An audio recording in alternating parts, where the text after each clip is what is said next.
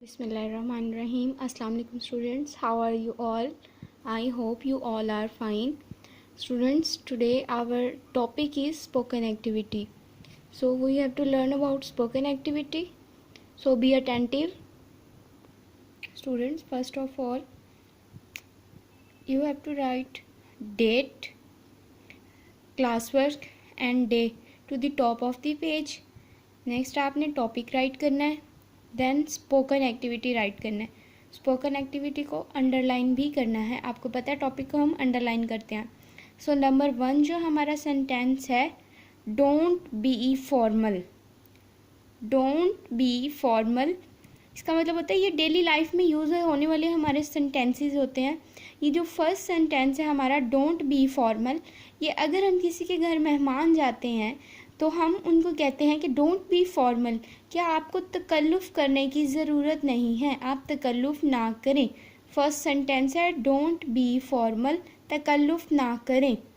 Second sentence है I am feeling fine. I am feeling fine, मैं बेहतर महसूस कर रहा हूँ या कर रही हूँ. थर्ड सेंटेंस है प्लीज़ वेट अ बिट. मेहरबानी कुछ देर इंतज़ार करें. मेहरबानी कुछ देर इंतज़ार करें. अगर जैसे हम कहते हैं कि क्लास में अगर आप टीचर से पूछते हैं कि टीचर मुझे इस चीज़ की समझ नहीं आ रही, अगर टीचर दूसरे स्टूडेंट को समझा रहे हैं तो टीचर आपको कहेंगी प्लीज़ वेट अ बिट, थोड़ी देर के लिए इंतज़ार करें. व्हेन जो फोर्थ सेंटेंस है हमारा, when will the period start. When will the period start? Period जो है वो कब शुरू होगा.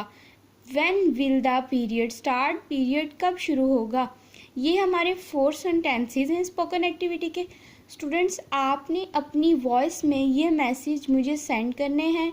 ठीक है students, I am waiting. Take care all of you. अल्लाह हाफिज़. Thank you.